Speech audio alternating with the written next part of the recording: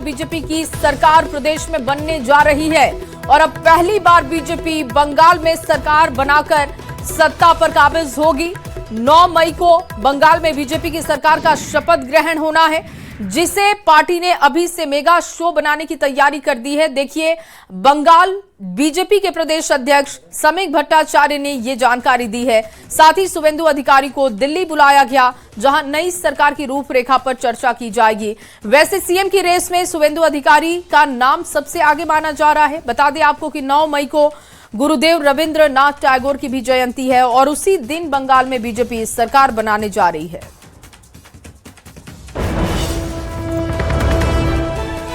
और आज ही इस्तीफा देंगी ममता बनर्जी। इस वक्त की बड़ी खबर आपको दे रहे हैं। आज ही इस्तीफा ममता बनर्जी देंगी। सीएम पद से उनका इस्तीफा होने जा रहा है। इस वक्त की बड़ी खबर आपके सामने रख रहे हैं। शाम 4 बजे प्रेस कॉन्फ्रेंस करने वाली हैं और प्रेस कॉन्फ्रेंस करने के बाद वो तमाम बातें करेंगी। अपनी हार पर किस तरीके से वो समीक्षा करेंगी और इसको लेकर क्या बातें करेंगी वो भी देखना होगा। लेकिन सूत्रों के हवाले से ये बड़ी खबर आ रही है कि सीएम पद से आज ही ममता बनर्जी का इस्तीफा होगा। वो अपना इस्तीफा देंगी। शाम 4 बजे प्रेस कॉन्फ्रेंस करते हुए वो तमाम बातें रखेंगी और उसके बाद राज्यपाल से भी मिल सकती हैं ममता बनर्जी। मुलाकात के बाद उनका इस्तीफा हो सकता है, क्योंकि बड़ी हार आप इसे कह सकते हैं। ममता दीदी का किला ढह चुका है। बीजेपी अब सत्ता पर काबिज होने वाली है और इस हार को स्वीकार करते हुए सीएम पद से ममता बनर्जी का इस्तीफा होगा। माना जा रहा है कि यह इस्तीफा आज ही हो जाएगा। वो राज्यपाल से मिलेंगी, इस्तीफे का प्रस्ताव देंगी और उससे पहले प्रेस कॉन्फ्रेंस करेंगे। तो सबकी निगाहें टिकी हैं उस प्रेस कॉन्फ्रेंस पर जो शाम 4 बजे होने जा रही है। प्रेस कॉन्फ्रेंस में ममता बनर्जी इस हार को कैसे स्वीकार करती हैं, बीजेपी की जीत पर उनकी क्या बातें रहती हैं, उस पर सभी की निगाहें हैं।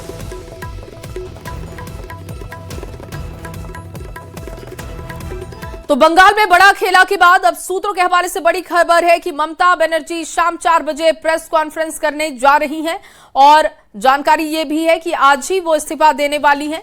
बंगाल में ऐतिहासिक जीत के बाद बीजेपी अध्यक्ष नितिन नवीन आज सीआर पार्क में कालीबाड़ी मंदिर में माता के दरबार पहुंचे, जहां उन्होंने माता के दर्शन कर पूजा अर्चना की है, माता का आशीर्वाद लिया। उनके साथ ही दिल्ली की सीएम रेखा गुप्ता, दिल्ली बीजेपी अध्यक्ष वीरेंद्र सचदेवा, बीजेपी सांसद बांसुरी स्वराज समेत दिल्ली बीजेपी के तमाम बड़े नेता भी पहुंचे। ये तस्वीरें आप देख रहे हैं, ये कालीबाड़ी मंदिर की तस्वीर है दिल्ली की। बहुत ही फेमस माता का मंदिर, बंगाली मंदिर, जहां पर बंगाल की परंपरा और उसी हिसाब से पूजा पाठ माता का यहां पर होता है। और देखिए, नितिन नवीन जब पहुंचे कालीबाड़ी मंदिर, वो तस्वीर आप देख रहे हैं, दिल्ली की सीएम रेखा गुप्ता और इसके अलावा दिल्ली बीजेपी के अध्यक्ष वीरेंद्र सचदेवा भी आपको इस तस्वीर में दिखाई दे रहे हैं। ये 2 तस्वीरें आप देख रहे हैं, जहां पर विधि विधान से उन्होंने पूजा की, आशीर्वाद माता का लिया। एक बड़ी जीत बंगाल में। बांसुरी स्वराज को भी आप उनके साथ देख रहे हैं। ये तमाम बड़े नेता आज मंदिर दर्शन के लिए पहुंचे थे। जनता को सबसे पहले बहुत बहुत अभिनंदन। सभी राज्यों के जो चुनाव हुए, उन राज्यों के जनता को मेरा बहुत बहुत अभिवादन। माँ काली, माँ कामाख्या के पवित्र भूमि में जो विजयश्री मिली है, उसके लिए आज माँ काली के दरबार में मत्था टेकने आए हैं। और मेरा ये मानना है, माँ काली, माँ दुर्गा, माँ कामाख्या हम सबको आशीर्वाद दे कि हम पश्चिम बंगाल, असम समेत पूरे भारत के विकास में जो हमारे नेता माननीय प्रधानमंत्री जी नरेंद्र मोदी जी, जो राष्ट्र नायक के रूप में लगातार इस देश में प्रधान सेवक के रूप में जिस रूप से काम कर रहे हैं और विकास के साथ साथ हमारी विरासत और संस्कृति को भी संजोते हुए आगे लेके जा रहे हैं। और मैं मानता हूं कि पश्चिम बंगाल की संस्कृति को और पश्चिम बंगाल की विरासत को किसी के नेतृत्व में आगे बढ़ सकता है तो निश्चित रूप से प्रधानमंत्री नरेंद्र मोदी के नेतृत्व में। और मैं मानता हूं पूरे देश की जनता ने जो कसक कुछ रह गई थी 2024 के, उस कसक को, जनता के मन में जो टिस था, उसको कहीं न कहीं लगातार विजयश्री देकर जनता अपने मन के भावना को व्यक्त कर रही है। मैं आज माँ काली के दरबार में आया आशीर्वाद लिया हूँ और यही कामना करता हूँ कि पूरे देश और पश्चिम बंगाल और समस्त सभी राज्यों में सुख शांति समृद्धि रहे और विकास और विरासत के संकल्प के साथ हम आगे बढ़ें। और वहीं पश्चिम बंगाल में बीजेपी की जीत के बाद बिहार में जश्न का माहौल है। पूर्व मंत्री अरुण शंकर प्रसाद ने अपने आवास पर रुद्राभिषेक कर पूजा अर्चना की। उन्होंने कहा कि बीजेपी की जीत के लिए मन्नत मांगी थी जो अब पूरी हो चुकी है। शंख ध्वनि वैदिक मंत्रोच्चार के बीच पूजा आयोजन किया गया। उन्होंने इसे सनातन संस्कृति की जीत बताया।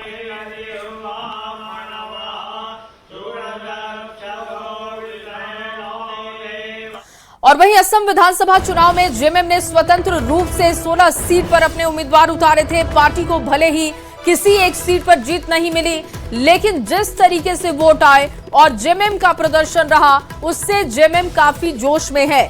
वहीं इस बीच अब ऐसा अंदेशा लगाया जा रहा है कि झारखंड की राजनीति में कुछ बड़ा बदलाव हो सकता है। बीजेपी के राष्ट्रीय प्रवक्ता अजय आलोक ने असम चुनाव को लेकर जेएमएम पर तंज कसते हुए पोस्ट किया।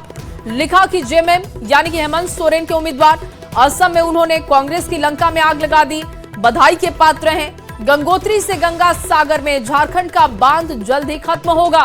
एक्स पर पोस्ट के जरिए अजय आलोक ने झारखंड में भी राजनीतिक बदलाव के बड़े संकेत दिए। ये पोस्ट उनका हम आपको दिखा रहे हैं। झारखंड का बांध जल्द खत्म होगा, एक बड़ा संकेत वो दे रहे हैं राजनीतिक बदलाव को लेकर। हालांकि इसके मायने आगे समझ आएंगे। फिलहाल ये माना जा रहा है कि राजनीतिक बदलाव के ये बड़े संकेत उनके पोस्ट के जरिए मिल चुके हैं। और असम को लेकर उन्होंने बात की है कि जेएमएम ने कांग्रेस की लंका में आग लगा दी है। जिस तरीके से जेएमएम का प्रदर्शन रहा, भले ही एक भी सीटें नहीं आई, लेकिन बेहतर प्रदर्शन और जो वोट उनको मिले उससे जेएमएम गदगद है। और अब अजय आलोक का ये पोस्ट, जिससे कि राजनीतिक बदलाव के संकेत दिख रहे हैं।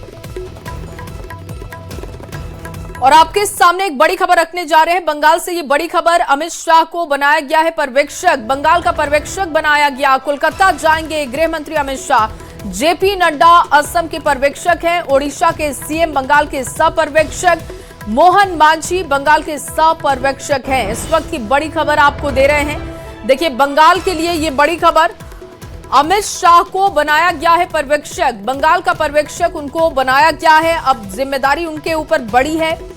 कोलकाता जाएंगे अमित शाह।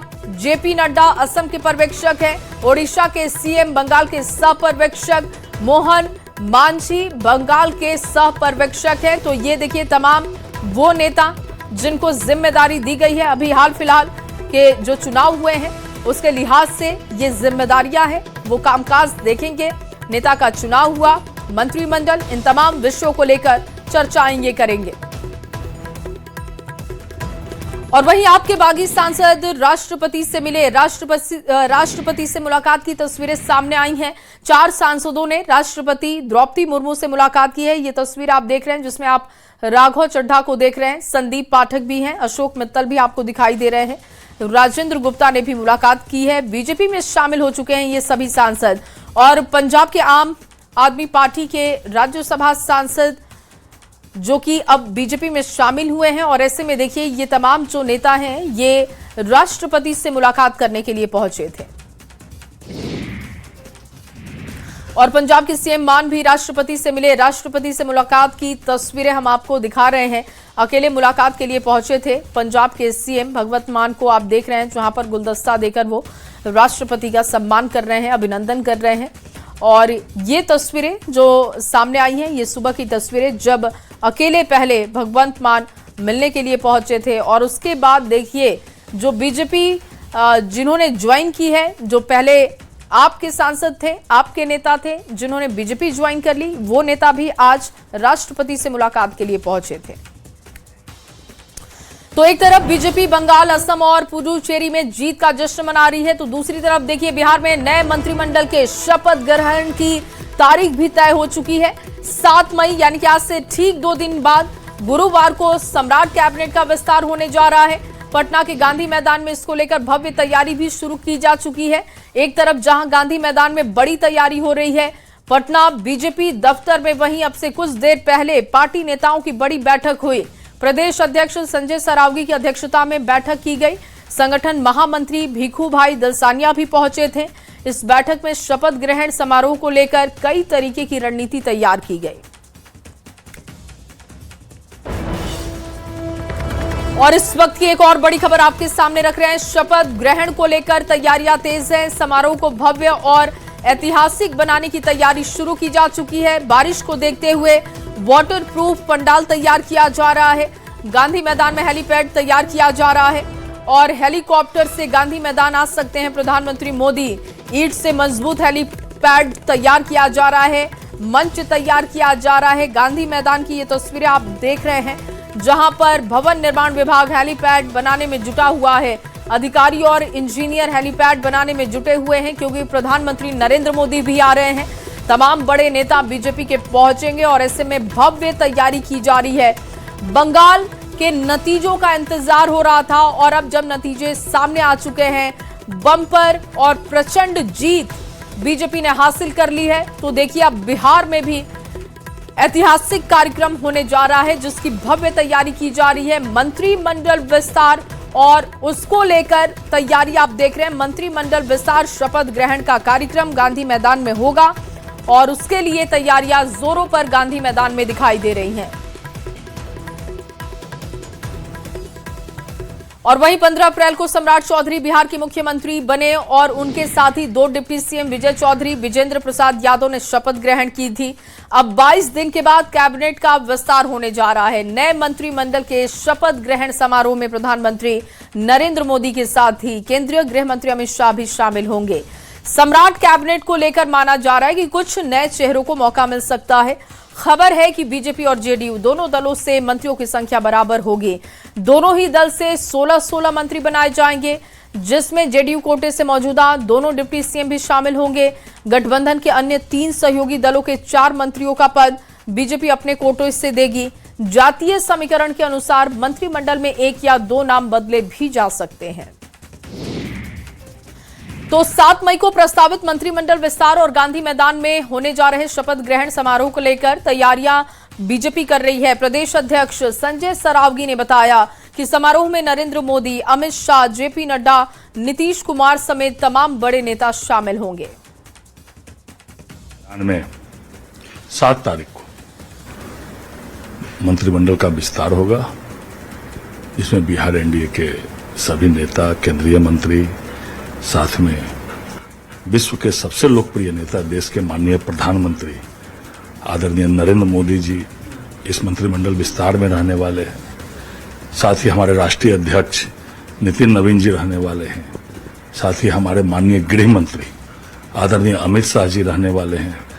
साथ ही हमारे पूर्व राष्ट्रीय अध्यक्ष और स्वास्थ्य मंत्री आदरणीय जेपी नड्डा जी और बिहार के एनडीए के चिराग पासवान जी हो, मांझी जी हो, उपेंद्र कुशवाहा जी हो, माननीय पूर्व मुख्यमंत्री नीतीश कुमार जी हो, सभी एनडीए के बिहार के नेता रहने वाले हैं। और वहीं 7 मई को सम्राट कैबिनेट का विस्तार होने जा रहा है। इस नए मंत्रिमंडल में हमसे भी संतोष सुमन का मंत्री बनना तय माना जा रहा है, लेकिन कैबिनेट में फाइनल बर्थ मिलने से पहले जीतन राम मांझी इस पर कुछ भी कहने से बचते हुए दिखे। मांझी का कहना है कि वो कभी भी किसी मंत्रिमंडल में मंत्री पद की मांग नहीं करते, सब कुछ उन्होंने मुख्यमंत्री पर छोड़ा है। हम विधायक के लिए टिकट मांगते हैं, चुनाव लड़ते हैं और उसके बाद न तो मंत्री पद मांगते हैं और न मंत्रालय मांगते हैं। उसी कड़ी में हमारा पुत्र संतोष कुमार सुमन भी है। एमएलसी एक टर्म है, दूसरा टर्म भी हो गया उसका। वो भी इसी चरित्र का आदमी है। वो भी कोई मांग नहीं करता है। अगर मिल गया तो उसको ईमानदारी से काम किया जाएगा। और सम्राट चौधरी माननीय मुख्यमंत्री, बड़ा हम धन्यवाद देते हैं कि वो कुछ दिन पहले हमारे यहाँ भी आए थे, लेकिन इस पर हमारी कोई बातें नहीं। हमने उनको फ्री छूट दिया कि भाई आप बिहार का आशा नया एक किरण लेकर के आज उपजे हैं, आप बिहार को अच्छा से चलाइए।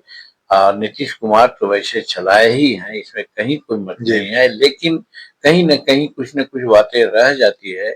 उन बातों को भी आप आगे बढ़ा करके बिहार को और आगे बढ़ाइए, यही मेरा आशीर्वाद है, शुभकामना है। और कभी मंत्रिमंडल के बारे में किसको रखना है न रखना है ये हमने बात नहीं कही है। सब उन्हीं पर छोड़ दिया है कि जो आपको उचित बुझाए वो करें। और वहीं कैबिनेट विस्तार को लेकर हम पार्टी के राष्ट्रीय अध्यक्ष संतोष सुमन ने कहा कि एनडीए में शपथ ग्रहण समारोह को लेकर खासा उत्साह है, क्योंकि नरेंद्र मोदी खुद इसमें शामिल होंगे। उन्होंने संकेत दिया कि मंत्रिमंडल विस्तार पुराने समीकरणों के आधार पर ही होने की संभावना है। ये घटक दल के सभी शीर्ष नेतृत्व आदरणीय जीतन राम मांझी जी हों, उपेंद्र कुशवाहा हों, चिराग पासवान जी हों, जो बिहार के, और बहुत सारे माननीय मुख्यमंत्री जी भी आएंगे, तो एक बड़ा आयोजन होगा और ऐतिहासिक आयोजन होगा। गांधी मैदान के ऐतिहासिक स्थल पर एक ऐतिहासिक आयोजन होने जा रहा है, जिसके साक्षी लाखों लोग होंगे। तो हम सब के लिए प्रेरणादायक भी होगा, सभी पार्टियों के लिए एक चुनौती भी होगी, और माननीय मुख्यमंत्री जी के लिए भी होगा कि इतिहास हमेशा याद रखेगा, और उनको मौका मिला है तो निश्चित तौर पर एनडीए को आगे ले जाएंगे। और वहीं बिहार में कैबिनेट विस्तार को लेकर केंद्रीय मंत्री गिरिराज सिंह ने कहा कि नए मंत्रिमंडल से सभी चीजों का ध्यान रखा जाएगा। तो काम बढ़ाना है, रिजल्ट देना है, तो मंत्रिपरिषद का तो होगा ही विस्तार। उसी तरह से जिस तरह से मुख्यमंत्री और डिप्टी सीएम का चयन हुआ, आप भरोसा रखें कि अच्छा ही मंत्रिपरिषद में भी लोग रहेंगे, सभी समाज, समरस समाज के लोग। और अगली बड़ी खबर भागलपुर से आपके सामने रख रहे हैं। विक्रमशिला सेतु का सर्वेक्षण करेंगे सम्राट चौधरी, निरीक्षण करने वाले हैं। विक्रमशिला सेतु का निरीक्षण वो करेंगे, और निरीक्षण करने के बाद यहां पर काम भी आगे बढ़ाया जा रहा है। बताया जा रहा है कि इसके समानांतर एक पुल बनेगा। अभी फिलहाल वैकल्पिक रास्ता जिसका इस्तेमाल लोग कर रहे हैं, इसके अलावा नावों का भी परिचालन किया जा रहा है। जिलाधिकारी ने इस बात की जानकारी दी कि जब तक सुविधाएं वहां पर नहीं होती हैं, तब तक लोगों को परेशानी ना हो, इसका बहुत ज्यादा ख्याल रखा जाएगा। इसके निर्देश उनको मिले हुए हैं। क्षतिग्रस्त पुल की तस्वीरें हम आपको दिखा रहे हैं। सम्राट चौधरी भी पहुंचेंगे, वो निरीक्षण करेंगे। विक्रमशिला सेतु जो कि भागलपुर का लाइफलाइन कहा जाता है, और वो पुल बीच का हिस्सा जब उसका ध्वस्त हुआ, नदी में समा गया, तो चिंताएं बढ़ी। अब इसको लेकर और ज्यादा जानकारी जुटाई जा रही है कि आखिर कहां पर कमी रही, क्योंकि कहा जा रहा है कि 2-3 महीने पहले गार्ड वॉल टूटा था और उसको लेकर जानकारी दी गई थी, बावजूद उसके लेट लतीफी हुई है, जिससे लोगों की परेशानी बढ़ी। तो भागलपुर का लाइफलाइन कहे जाने वाला विक्रमशिला सेतु रविवार की देर रात ध्वस्त हो गया, जिसके बाद पुल पर लोगों का आना जाना पूरी तरीके से बंद हो गया है। पुल टूटने की वजह से 15 मिनट की दूरी लोग अब 1.5 घंटे में तय कर रहे हैं। प्रशासन की ओर से कई वैकल्पिक व्यवस्थाएं कराई जा रही हैं। इधर विशेषज्ञों की टीम क्षतिग्रस्त पुल की जांच शुरू कर चुकी है। विशेषज्ञों की टीम ने जो अब रिपोर्ट दी है, उसके मुताबिक पुल में कई जगह पर खामियां पाई गई, जो कि पुल की सेहत के लिए ठीक नहीं है। इससे मरम्मत करने में काफी समय लग सकता है। तो विक्रमशिला सेतु की ये तस्वीरें आप देख रहे हैं, जहां पर ये पुल ध्वस्त हुआ है, वहां पर विशेषज्ञों की टीम पहुंची। विक्रमशिला सेतु को नुकसान हुआ है, इसके साथ ही कहा जा रहा है कि इसकी मरम्मत में काफी समय लग सकता है, यानी कि आने वाले समय में ये साफ है कि लोगों की परेशानियां अभी भी बरकरार रहेंगी। और देखिए, जब निरीक्षण वहां पर टीम कर रही थी, उस वक्त की ये तस्वीरें हम आपको दिखा रहे हैं। ये 3 तस्वीरें आप देख रहे हैं, जो कि विक्रमशिला सेतु की ही तस्वीरें हैं। जैसे ही ये खबर सामने आई परसों कि ये पुल का हिस्सा ध्वस्त हुआ है, उसके बाद टीम वहां पर पहुंची और टीम अब संज्ञान ले रही है। अब जानकारी आ रही है कि इसमें बहुत सारी खामियां हैं, जिसको दुरुस्त करने में समय लगेगा। अभी हम हैं विक्रमशिला के ग्राउंड जीरो पर, जहां 4 तारीख को आप देख सकते हैं कि इसी जगह पर जो है पुल का एक हिस्सा जो है ध्वस्त हो गया था, और गनीमत रही कि इसमें कोई जान माल की हानि नहीं हुई। आपको बता दें कि सितंबर महीने में इसी जगह पर यही एक्सपेंशन ज्वाइंट है, जिसकी खबर जो है न्यूज 18 पर दिखाई गई थी, और लगातार बताया गया था कि इसमें लगातार गैप बढ़ रहा है। और उसी में जो है गैप बढ़ने के बाद जो है यह हिस्सा जो है पुल का ध्वस्त हो गया 4 तारीख की रात को। वहीं इसके अंदर जो है जांच भी की गई है, पटना से आए इंजीनियरों की टीम के द्वारा जो देखा गया है तो उसमें मगरमच्छ की खाल के जैसा जो है कई जगहों पर क्रैक है और उसे मरम्मत करने में काफी समय लगेगा और पुल की सेहत के लिए भी उसे ठीक नहीं बताया जा रहा है। वहीं अब जो है लोगों की परेशानी काफी बढ़ गई है। नौगछिया सहित कोसी क्षेत्र और सीमांचल क्षेत्र से जो लोग इस पार आते थे और जो व्यापार होता था उसमें काफी परेशानी हो रही है। केला के किसान हो या मक्का के किसान हो, सभी को जो है काफी परेशानियों का सामना करना पड़ रहा है। 15 किलोमीटर का सफर जो है ये 150 किलोमीटर से ऊपर का हो चुका है और लोग जो है काफी परेशान हैं। वहीं नाव की व्यवस्था और स्टीमर की व्यवस्था जो है जिला प्रशासन की ओर से की गई है, लेकिन लोगों को जो समय लगता था 15 से 20 मिनट में नौगछिया पहुंच जाते थे, अब वो समय 1.5 से 2 घंटे लग रहा है। अब देखने वाली बात है कि सरकार और जिला प्रशासन कब तक कार्रवाई करती है और इसका काम कब तक शुरू किया जाता है। वहीं जो बताया जा रहा है कि 3 से 6 महीने लग सकते हैं कि इस काम को पूरे होने में, लेकिन काम कब शुरू होता है और कितनी तेजी से होता है ये तो आने वाला समय बताएगा। लेकिन लोगों की जो परेशानी है कहीं ना कहीं बढ़ गई है और यह इसलिए भी है कि लापरवाही जो है घोर बरती गई। अगर इसमें जो है मेंटेनेंस का काम कराया जाता तो ये घटना नहीं घटती। आशीष रंजन, न्यूज़ 18 भागलपुर। और वहीं बिहार के मुख्यमंत्री सम्राट चौधरी मुंगेर पहुंचे, उनके साथ उप मुख्यमंत्री विजय चौधरी भी मौजूद रहे। हवाई अड्डे पर अधिकारियों और जनप्रतिनिधियों ने उनका जोरदार स्वागत किया। इसके बाद मुख्यमंत्री ने बिहार योग विद्यालय, ज्योति मंदिर और छाया समाधि का भी भ्रमण किया है। साथ ही श्रीनिवास में स्वामी जी से मुलाकात कर पादुका दर्शन भी कर लिया है। दौरे को लेकर प्रशासन पूरी तरीके से सतर्क दिखा। और वहीं 14 से 21 अप्रैल के बीच बिहार में पहली बार एईडीओ की परीक्षा हुई, लेकिन उसमें भी कई जिलों में धांधली की खबरें सामने आ गई, जिसके बाद बीपीएससी ने परीक्षा को रद्द कर दिया। दोबारा परीक्षा की नई तारीख जल्द घोषित की जाएगी, लेकिन इसको लेकर सियासी पारा चढ़ता हुआ दिख रहा है। विपक्ष ने सीधे सीधे इस परीक्षा में फेल होने के लिए बीपीएससी पर सवाल उठाए। सत्ता पक्ष का दावा है कि सरकार और आयोग की नीयत साफ है, यही वजह है कि गड़बड़ी का संदेह होने पर परीक्षा को रद्द किया गया, ताकि माफिया का हर तरीके का खेल फेल हो जाए। गंभीर तो मुख्यमंत्री जो नए बने हैं उनको इस पर गंभीरता से काम करनी चाहिए। रहा सवाल कि पूर्व के जो इनके सिंडिकेट्स, उन सिंडिकेटों ने किस रूप में किसको कहां कहां स्थापित किया है, अगर उसमें इनकी सहभागिता भी है तब तो फिर कोई फेरबदल का आसार नहीं है। विपक्ष के नेता भाई तेजस्वी जी के पास अब कोई मुद्दा बचा नहीं है। बिहार में भ्रम फैलाकर झूठ के बल पर राजनीति करना चाहते हैं। जिनके पिताजी और माताजी के समय बीपीएससी के अध्यक्ष जेल गए हों, जिनका फॉर्मूला है नौकरी लो और जमीन दो, वो बिहार में प्रवचन दे रहे हैं। भ्रष्टाचार युक्त हो चुका है बीपीएससी और हमारे युवा आज आंख मल के रह रहे हैं, लेकिन कुछ नहीं हो पा रहा है वहां पर।